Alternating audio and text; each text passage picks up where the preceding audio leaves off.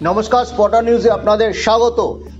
এই মুহূর্তে কলকাতা কিংবা ভারতের অনুরাগীরা ইন্ডিয়ান সুপার লিগ নিয়ে উত্তেজিত।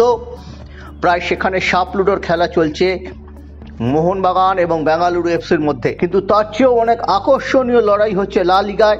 সেটা হবারই কথা।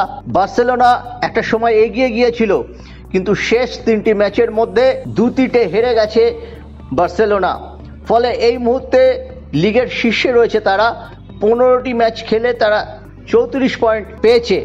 পাশাপাশি রিয়াল মাদ্রিদ এই মুহূর্তে 2 নম্বরে আছে, কিন্তু তারা 14টি ম্যাচ খেলে 33 পয়েন্ট পেয়েছে। যদি পয়েন্ট নষ্টকে ভিত্তি করা হয়, এই মুহূর্তে 2 পয়েন্টে এগিয়ে রয়েছে রিয়াল মাদ্রিদ। 2 পয়েন্ট অ্যাডভান্টেজে থাকার ফয়দা তারা পরবর্তী ম্যাচে তুলতে পারবে কিনা সেই দিকে নজর থাকবে।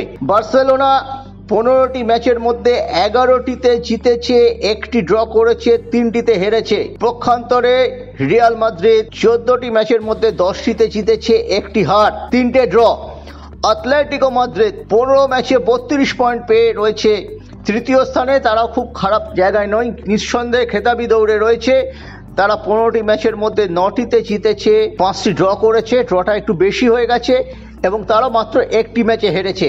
অর্থাৎ দেখা যাচ্ছে বার্সেলোনা রক্ষণ নিয়ে গলদ রয়েছে। সেই জায়গাটা যত দ্রুত তাড়াতাড়ি মেরামত করতে পারবেন দলের টিম ম্যানেজমেন্ট, ততই মঙ্গল।